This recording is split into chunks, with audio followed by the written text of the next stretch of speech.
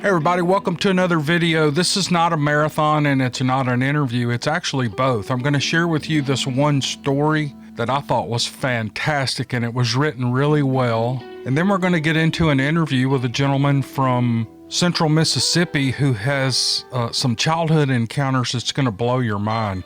I mean, it's really awesome. So I hope you all enjoy this video. Let's get started. All right, here we go.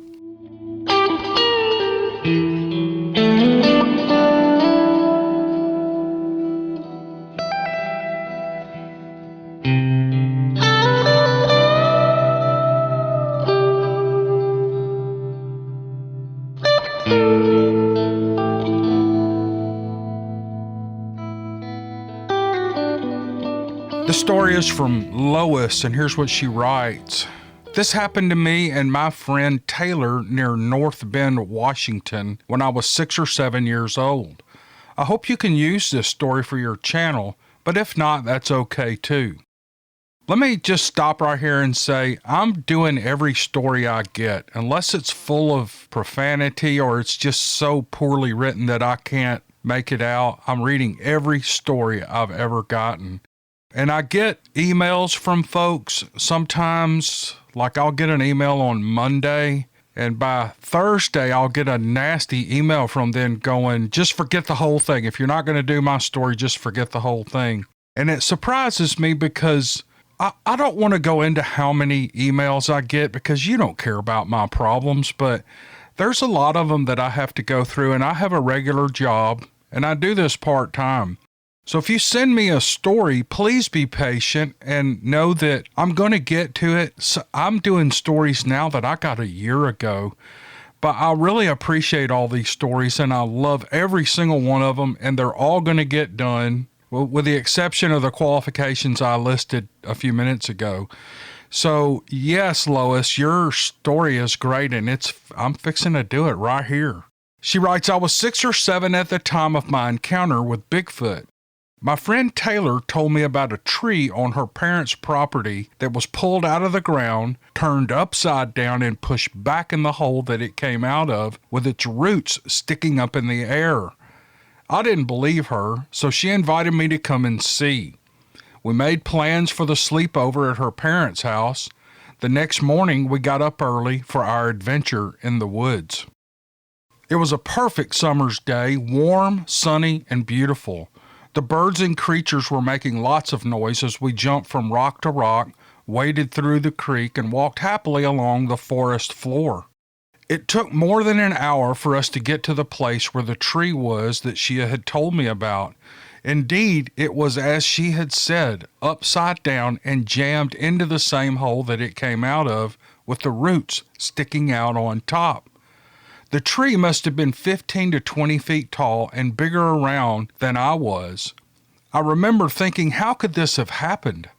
I knew no man could do this, so how did this happen? It was very confusing for a little child. As we walked around the area, I noticed a lot of broken trees and branches that were crossed and leaning onto other trees. My mind was filled with lots of questions. I wanted to know how and why this happened. On the way back, I noticed that the birds were silent. There were no sounds at all. It was completely quiet. We began hearing a low rumbling sound, more of a vibration actually, and it could be felt. I sensed there was someone near, and then pebbles began landing at our feet as we walked. We stopped to see who was tossing the rocks at us, but we didn't see anyone. Then, out of my peripheral vision, I saw a very large dark figure for just a second. Turning my head, I didn't see anything, and then a small branch landed near us and more small rocks. Again, I saw movement, and again, I looked, but it was gone. And then a terrible odor hit us. Taylor said something must be dead, but I had smelled dead animals before, and I knew this was not what that was. It smelled worse than something dead. Again, I saw the dark creature not more than 10 to 15 feet away, but this time I actually saw it standing there. It wanted me to see him. It was like a man, but way too big, and hair covering his body, but not his face or his hands. He was smiling at me in a comical way. I was calm and I was not afraid at all. I felt that it didn't mean us any harm, but was just curiously watching two little girls playing in the woods. My friend began running for home, yelling at me to hurry up and come after her. And after we got back to the house, she told the adults about what had happened. But they chalked it up to being a bear or a homeless person. Adults really should listen closer to their children. This event happened 60 years ago, and the memory is as clear as the day that it happened. I still remember the sounds, the smells, and everything as if I were there, and I always get a warm feeling when I remember the look on the big guy's face. I hope this is something you can use for your program. If not, that's okay. She already wrote that at the beginning, and we're going to get to all of them. And what a great story. It's one of those stories where this little girl, now a grown woman, has an encounter, and it should be with a terrifying creature. It should be something that makes her run like it did her friend, but she didn't. She didn't run, and she sat there and looked at it and even noticed that it had a comical face. These are some of the best stories that I get, and I enjoy them so much. In an interview that I'm doing, I should be posted next week, I talked to a man up in New York State, and he has 26 encounters that he has logged from interviewing individuals, and he's had 4 of his own. And it struck me that he was very adamant that these things are not out to hurt people. So this kind of goes with that, and it's bringing, things are kind of starting to come together in my mind of what these creatures are. But anyway, I wanted to read this really good story. Lois, thank you for sending it. You did a great job. I appreciate your writing and sharing the experience with us because I know everybody enjoyed it. Thanks. Now let's get to this interview. I hope you guys love it. Hey everybody, welcome to another interview. I've got a coach on the line. He is originally from Mississippi, and he sent me an email and was telling me about an experience that he had that he wanted to share with us. I don't know what he's going to talk about. Matter of fact, he started in on it, and I said, whoa, I don't want you to have to say it twice. So that's what we're going to do right now is just wind him up, and let's hear this whole encounter. Coach, how's everything going?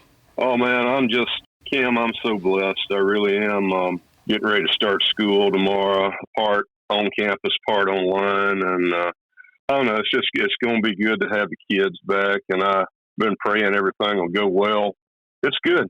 It's good. If we can keep the hurricanes away and continue to usher this COVID out the door, things will be even better. Yeah, Coach is a football coach. At this point in my high school career, we would have already been practicing for about 2.5 weeks right now. Oh, yeah. We would have too. Suffering in that dry grass and that hot sun. I was in the car there's a guy I went to high school with, and we played ball together, and we were talking about we'd be out on the practice field, and for some reason there'd be a million clouds in the sky, and not a single one of them would ever come over us, just to give us just 5 minutes of shade, you know?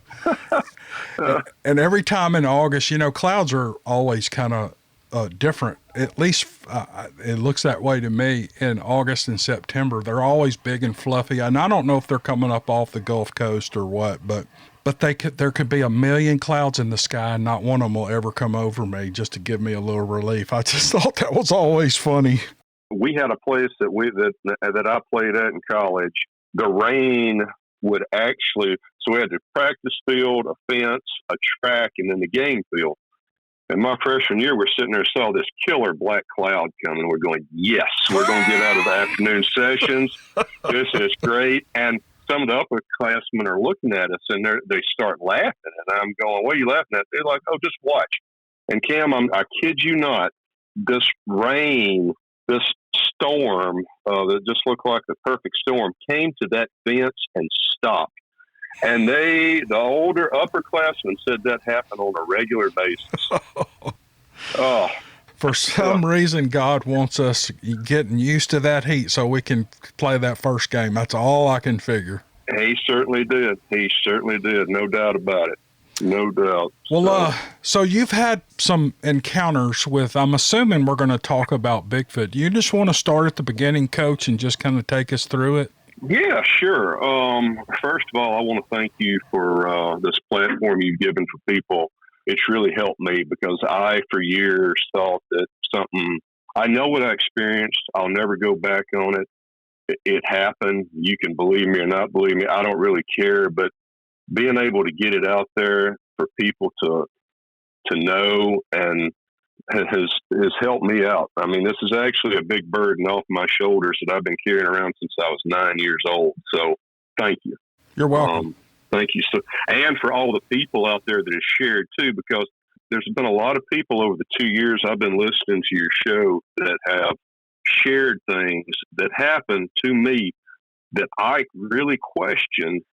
And there is no way on this earth that they could have known this stuff. And I mean, here I am, big old football coach. I'm going to just be honest. I shed a tear a time or two because I'm like, thank you, God, for letting somebody share this so that I know what really happened. I know this now. So thank you. You're welcome. You're welcome. That's good to hear. I mean, that's not why I started this channel. I started it just to do fun stories, but it appears to be bringing up memories for people, and it's settling questions in people's minds just by hearing other activity that's real similar. Big time for me. So anyway, I grew up in a small town called West Point in northeast Mississippi, and we were right near the Tom Bigby Waterway. My dad and his family grew up out there on the river in a little community called Barton. It doesn't exist anymore, but in the early 1900s, it and another small community out there were actually pretty active communities because of the ferry there.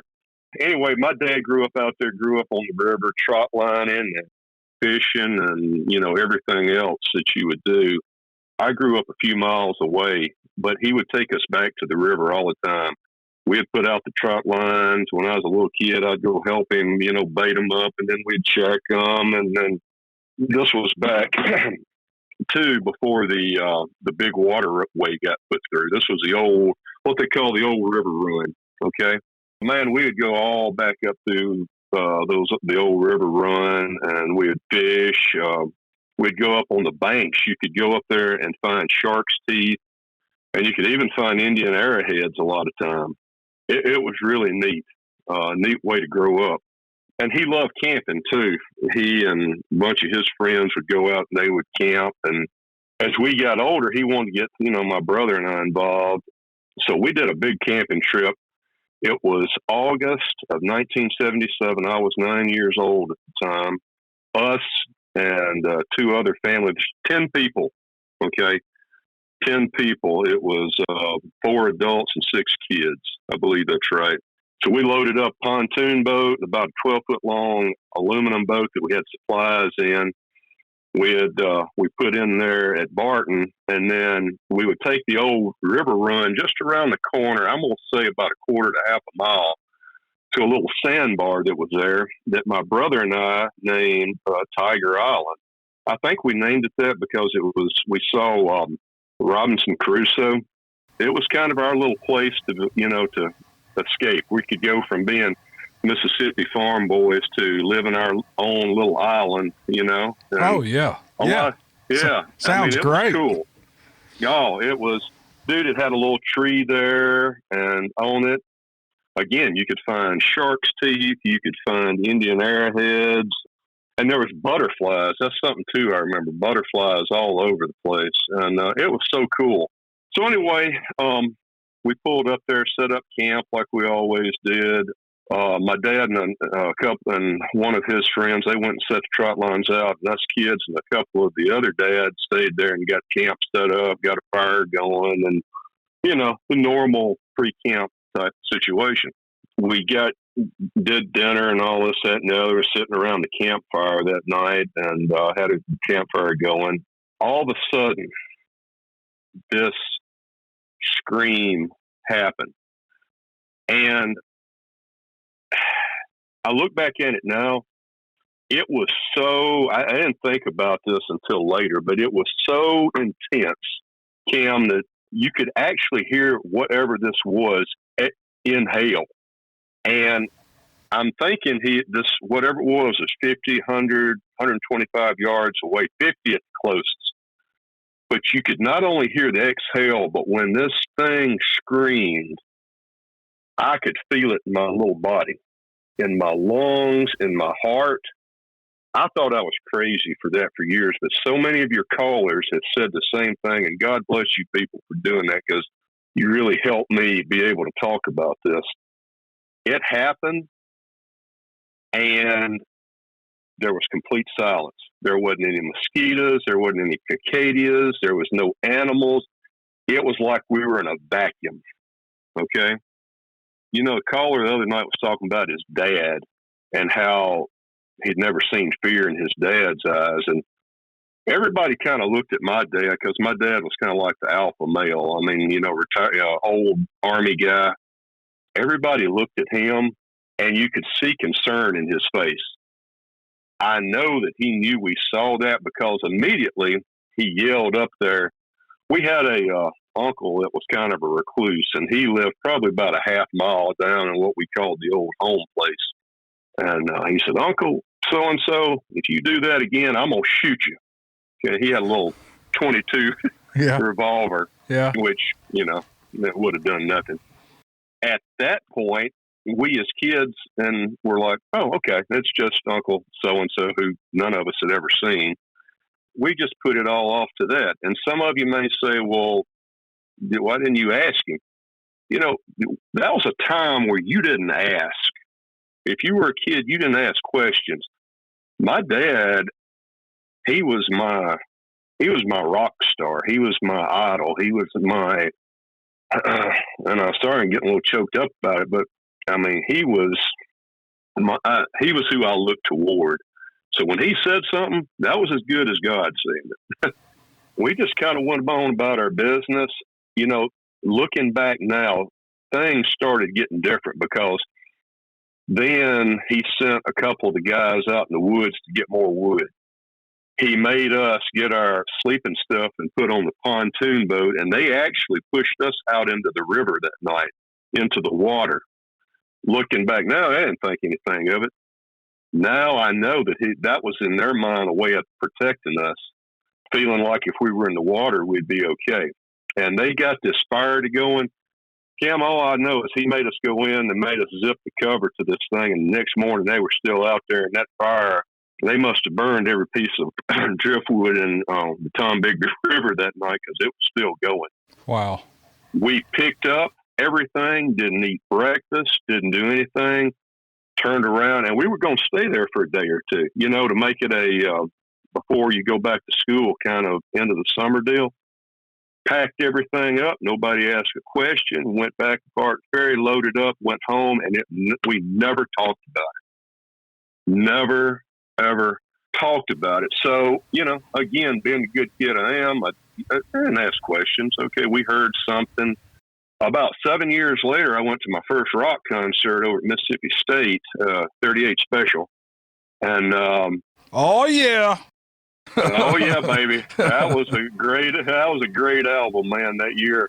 But I remember this was the first time I thought about it, because in that stadium in there, I'd never been around all that with all those speakers and the bass or whatever. And I felt that feeling again. I'm like, dang, man, that's like that night back out at the river.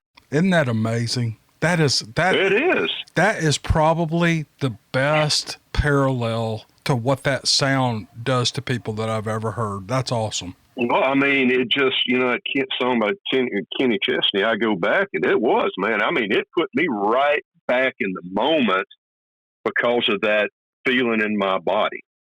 So, concert gets over, whatever. I go on with my life. In 1998, I'm at home with my wife, and we just had a little girl in 96, and I come home from work. They're sitting on the floor and playing, and I'm helping with dinner. And we had TV set on something, and I was grilling that night, so I was like, I want to turn on something I like, and they had Unsolved Mysteries on. I turned it on so I could hear it. I had it rigged up so I could hear it out by the grill, and they had a thing on about Bigfoot. I'm going back and forth, and listening, and they said, well, we have a recording from this Ohio person in Ohio. And Kim, when that recording went off again, I stopped, and I mean, the hair went up on the back of my neck. I went right back to Tiger Island in Mississippi. It just like that. And I set everything down, went in, and I kind of watched some of it as I was grilling and eating dinner and spending time. I'm like, something happened that night that was more than what my dad told me. So I started doing some research, started looking into the whole Bigfoot phenomena. It was, to be honest with you, it's been kind of difficult because some people have seemed so out there, and I don't mean to sound judgmental when I say that, but just on a very different plane than where I felt. And I said, you know what I'm going to do? I'm going to start talking to my family members, the older people in my family. Sure enough, I talked to my grandmother, and she told me a story about, she was down South Mississippi, right on the Louisiana line, and she told me a story of her father walking home from work one night, and they lived out in the boonies, and a thing hollering like a woman, screaming, being killed, which you hear that on your stories all the time. Yep. And this thing starting coming through the woods after him. And they always say a panther, but I've gone and done, listened to panthers online in as many places I can, and it sounds nothing like what I heard that night. Woman screaming is a lot more of what it sounded like. And so I think a lot of people use that as just a way of explaining themselves, I guess. I don't know. But her father, he actually took off his jacket and left it, or would run a little ways. He could still hear this thing following, and then he took off. He basically was about half naked by the time he got home. And he left them clothes there so that this thing would stop and it would give him time to run. That's smart. He got home. Well, yeah, because you know what? They were, and this is something else too, they were people who lived in the woods. They knew what animals did, and they understood that. And I think a lot of people now that don't necessarily get all that. And again, I'm not bashing them. I'm just, until you've lived out in the woods and hunted and lived it, you don't really fully understand it. And he got to the porch, and this thing was right out of sight, and it let out a yell. He locked the door, told nobody to go out the rest of the night. About 2 years before my dad passed away, and he had cancer. And about 2 years before, I sat him down and talked to him. Part two of my story, we would every year go out to Tiger Island on Labor Day weekend, and we would set up and fish, just my mom, my dad, my brother, and I. Same place we were. This was 2 or 3 weeks later, so we went back there for Labor Day like we always did, and the water had gone down even more. Before we were there, if a man tried to walk from Tiger Island over to the main bank, they'd have probably been chest to shoulder high. When we went back then, my dad could walk across, and he was about knee high. Well, we're fishing, hanging out. I'm hanging out with my mom and brother, and all of a sudden I recognize my dad's not there. And I look, he had walked across and was over where we heard that thing. So I went over. I started to walk over because I wanted to see. I could tell he was looking at something. I started to walk across, and he saw me. He said, "No, don't you cross. You stay over there." I said, "Did you find some tracks or something?" He said, "Yeah, I did." And he said, "It was not your uncle the other night." And I said, "Was it big?" And he said, "Yeah." He said, "It was something big." But he said, "You go back over there." We left it at that because, again, that's my dad. You just don't question him, and that's it. Well, right before he died, when we talked, I said, and by the way, we never, ever went back to that sandbar again, ever. It got flooded a few years later after the new river run came through, but he never took us back. He never let us go back. So I asked him, I said, "When you went across, you found something other than panther tracks?" He said, "Yeah, I did." And I said, "Well, what was it?" He said, "They were big." And I said, "Pop, I want to ask you a question. Have you ever had a Bigfoot encounter out here before?" He said, "Yeah." He said, "Once personally, and once it was not me. They had a camp house out in that same area. One of the guys stayed out there one night, and they had about an 8-foot tall outhouse, and this thing walked up behind the outhouse, and you could see its shoulders and head above the top of it." This guy said, one of his friends. Another time, he was in a boat with one of his friends going down the river in that same area, boat crapped out. It was late in the evening. They were sitting there working on it, and he said all of a sudden they could hear something paralleling them up on the bank. Never could see it, but was paralleling, and he said it was shaking the ground when it would step. That, again, just reinforced what we heard that night. I have done a lot of research on it, and I finally come to the fruition. That's what we heard. If somebody can prove to me differently, tell me it's something else, I'm open. But I really and truly believe we heard a Bigfoot that night. There's only 2 encounters I've been able to find documented out there. One, a year later over in Columbus, right across the river, some people reported a white Bigfoot, some kids again. There's an old railroad that runs south of West Point, and it runs through the old Bryan food plant into Tibby, and down that area, a couple of hunters said they saw one, but I'm not sure. I forget what year it was. I apologize. That was my experience, and I know now, and especially from listening to all your people that have called in with stories, they've really made me realize, that's what you heard. Well, your father confirmed it too later. Thank goodness he did. He kind of helped put it to bed for you, didn't he? He did. And, Cam, it's something I know a lot of people are probably out there asking, why didn't you talk about it? Why didn't you, was there not more interaction? And, you and I were talking about this on the phone earlier for 2 reasons. Number one, when your elder said something when you were a kid back in the day, that was it. That was it. Yeah. You didn't question it. That's it. It's over. Now, if you're asked your opinion, like my dad used to say, you give it to him and charge the hell out of it. But unless you just kept to yourself, and also it's a small town. My dad's family grew up very poor, extremely poor.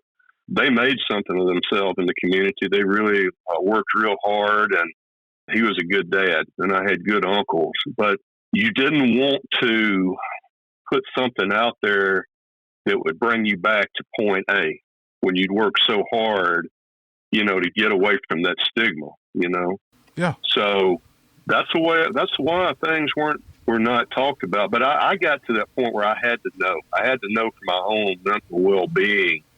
I heard something, and it was real. And I know what I heard now. In this generation, and you probably have seen this too, you'll see like a kid act up in a restaurant or a shopping mall or Walmart or whatever, and you see the way the parents handle them. And another man's kids, you raise your kids any way you want to. I'm not going to say anything about it, but I always watch, especially fathers, react to things their kids do, and I think, I never say a word, but I always think, my father would have beat my brains out if I'd have acted like that. So the thing is that people should understand that I feel like we're from a special generation, but we're not really any more, what's the word? We weren't really any more special than any others, but it was a different time. And when you said you don't question your dad and you don't ask questions, I remember riding around in the truck with my dad going into the deer woods, and there was 100 things I wanted to ask him, but I just never did because, and I don't know why that was. They just weren't very patient with us. It wasn't that they were bad parents. They came from a generation that wasn't patient. You just learned that stuff. You didn't talk about it. You just did it. Exactly. You respected. It was a respect thing. Some of it I agree with, some of it I don't, but it was different. That's why we didn't talk about it. I recently, about a year ago, talked with my brother about it, and he remembers it well. Now, he shut the conversation down real quick, too, because some people just can't deal with it for whatever reason.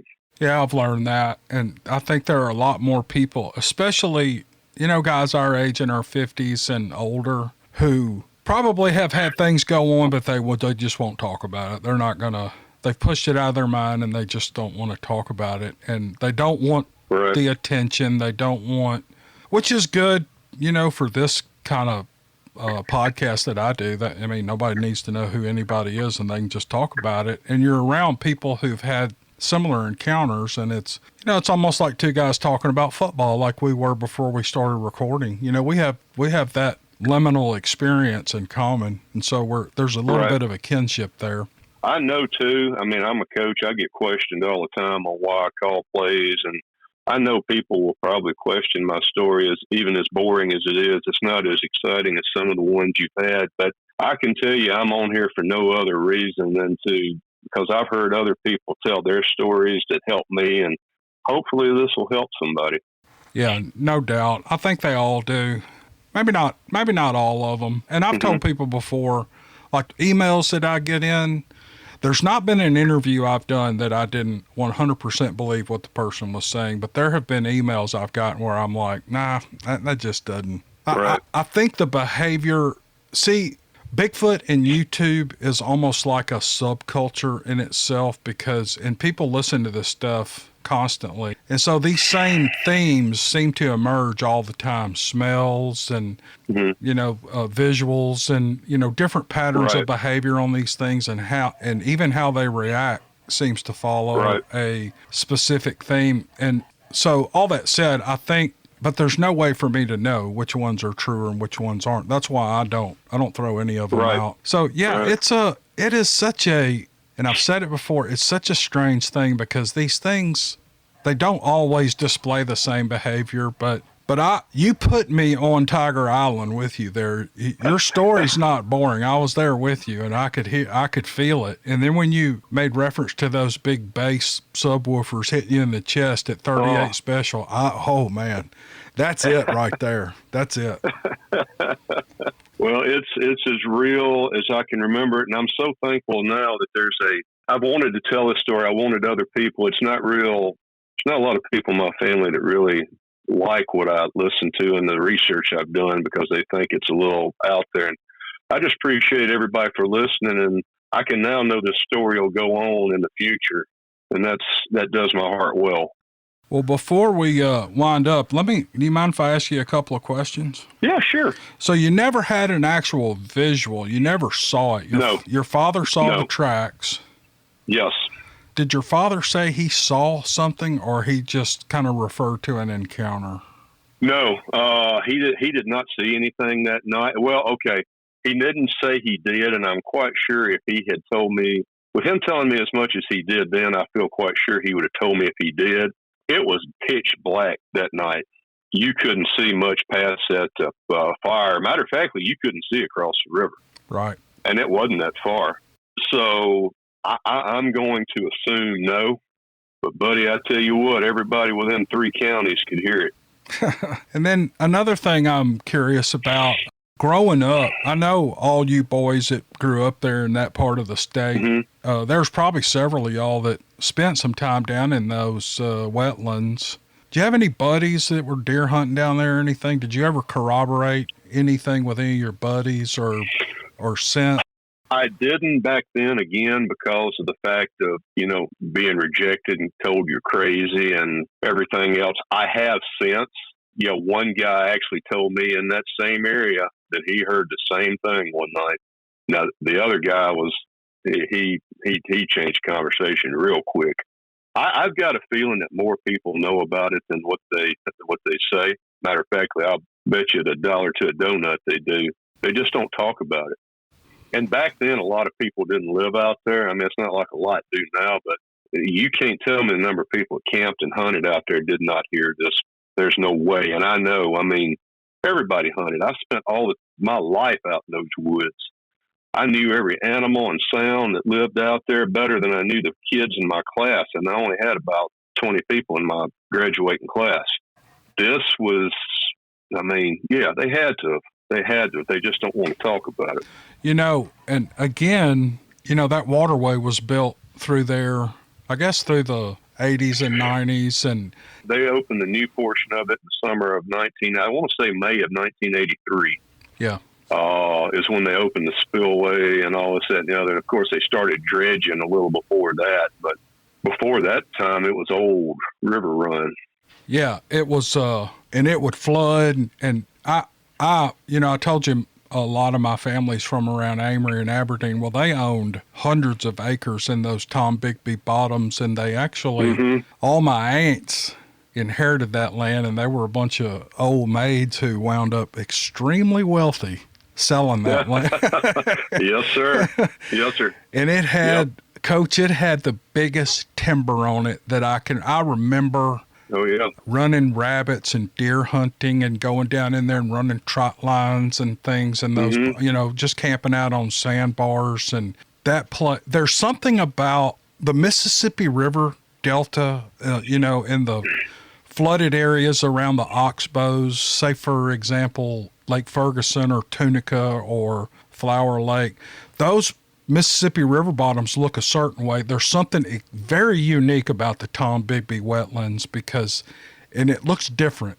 And I can't put my finger on it. Matter of fact, on Facebook, just about an hour ago, I posted 3 pictures my son got on his trail cam. He hunts down in there in the canal section up north close to Boonville. He's got trail cameras all out in those bottoms. He's getting ready for my little pug's barking here. I don't know what she's all right. That's all right. He's a big bow hunter, and he's in there all the time. He rides his bike in there. You can't take any motorized vehicles, not even an electric bike. So he gets on one of these big fat bikes with big knobby tires, and he can get through all that stuff. And you can just look at pictures of that place and see that it's not your typical wetlands. There's something extremely beautiful about those bottoms to me. But the whole river bottom system from Tennessee all the way down to wherever the Tombigbee goes is totally different than it was when you and I were kids and playing down in those areas, running trot lines all night and stuff like that. The whole topography of the place has changed. And the old river channel's still there. It's just kind of off to the side. It's like a ditch, right. Well, and it will never get down to that low level again because they can control, all the water flow up through the lock up there. So that Tiger Island will never, unless some major something happens, it will be flooded forever. And you can pull it up on Google Earth. If anybody listening wants to pull up, just start at Boonville and then just move your screen down to Columbus and look at the treed areas and all that stuff. Generally stays flooded. It's probably not right now. It's probably dry right now, but. I talked to one of my buddies up there the other day, and he was down in Tibby Creek, which is on south of town, and he said it's still pretty flooded down there. And man, it's full of cottonmouths. It is full of cottonmouths. Oh, I have never seen a place so full of cottonmouth snakes in my life. I saw one. Matter of fact, it was that last day, that last time that we went. My dad showed us a cottonmouth that was up on a tree up just out of the water. And Kim, I kid you not, this thing was as big around as my forearm. Now you can't see my forearm, but I don't have little forearms. Man, this dude, he looked like he swallowed a goat. He was huge. It makes them look like they're only about 2 foot long, but they're actually long too. But they're short. Right. They got big old block heads on them, and that venom, while it may not kill you, you're going to be real sick for a long time. And if they bite your hand or your leg, you'll do pretty good to keep it. Yes, that's what I hear. I hope to never experience it. Well, that's an awesome encounter story, and it's an awesome, all-encompassing story about the subject. And I really appreciate you offering to do this with me because it. Like you said, it's informative, and it's just, I just love hearing these things. I know it shook you up, and it's given you a lifetime of, I wonder really what all that's about. But I appreciate you sharing all that with us. You have any parting thoughts for us? Yeah, one of the things I'll say is in my research and all that I've done, and of course I'm no doctor or anything. I am an educator, but not a college professor or anything. One thing I will say is, be very selective in who you listen to out there on these different things. There are some people that really know what they're talking about. I found my best knowledge from listening to old timers and their stories back before it was popular to see a Bigfoot or what have you. I'll tell you another thing too is the Native Americans. They really have a good grip on this subject and their thoughts about it. And I really lean toward those two things and really forming my ideas about what I think they are, where they're from. Because my grandmother, her mother was full-blooded Cherokee, and so she told a lot of stories about Bigfoot's coming to get the little kids and be careful and don't ever try to go looking for them.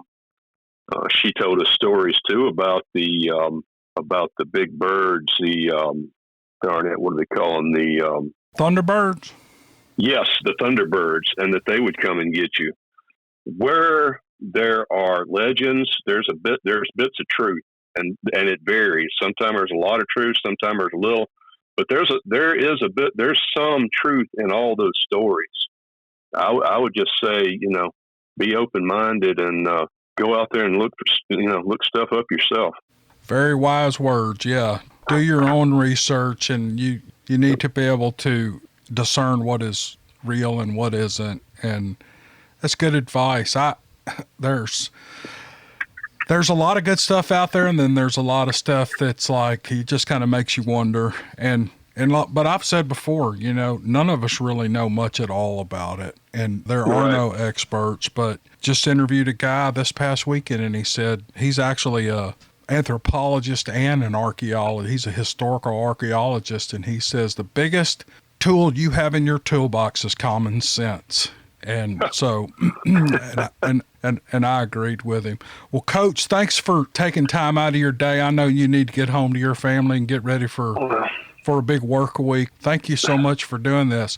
You and your, as you say, your people out there, just for helping me get this burden off my shoulders, giving me the courage to do so through your stories.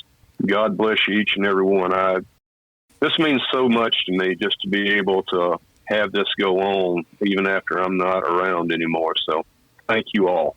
Yeah, you're welcome. And I know everybody enjoyed it. And if anybody else is out there would like to send me an email, put interview in the subject matter, let me know you've got an encounter you want to get out. We can keep your name private. We can do all kind of things to conceal your identity, but at least you get it out there, and that's the important thing. All that said, thank you all for hanging with us on this interview. I think everybody enjoyed it, and we'll see you guys on the next video. Thanks.